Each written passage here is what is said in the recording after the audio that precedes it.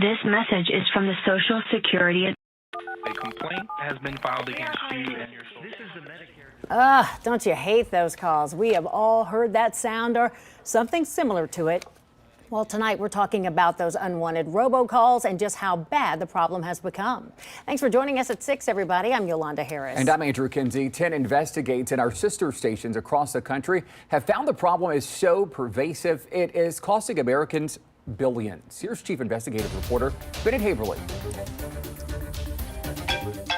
This is an urgent notification about... Like a symphony many would like to silence. I'm sorry I missed you. The calls keep coming. Expired or is about to expire. From conductors we can't see, using instruments we don't fully understand. This is your final courtesy call. And once we pick up, experts warn another symphony may follow, a crescendo of calls. Again, it's just aggravating. It's wrong. It's morally wrong. In truth, I was outraged. I was mad. These are just a few complaints of the 48,000 the Ohio Attorney General's office has received in the past year regarding robocalls. I would like to talk to you about this opportunity. Either recorded messages or calls made through automated dialing computers. This graphic shows the calls have steadily increased in the past year, according to YouMail, a service that tracks the calls. If you've ever bought a phone, downloaded an app, made some type of purchase, chances are your information is out there and you've gotten one of these calls. At no cost to those that suffer from chronic pain. You've been listening to calls that came to Peter Maizitis of North Royalton, Ohio.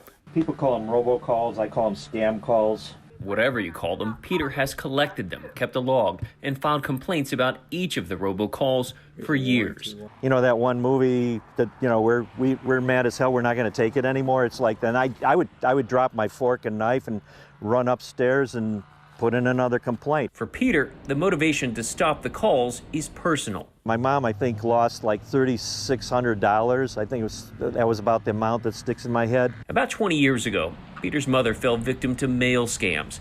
She got taken, thousands lost. It left Peter feeling violated.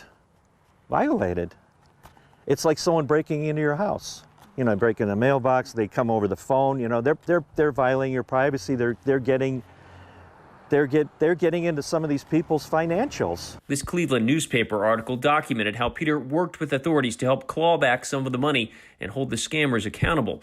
It also explains why now when he gets a robocall, he's filed dozens of complaints with the Ohio Attorney General's office and the Federal Trade Commission. These people are preying on whoever they're calling. They're as far as I'm concerned, they're scams. I mean, first of all, they've already violated the law by violating the do not call registry. Since 2017, 24 million do not call complaints have been filed with the Federal Trade Commission. Ohio ranks 13th among states with the most complaints, meaning there are a lot more of you out there, just like Peter, hoping there is some way, somehow, to stop the calls.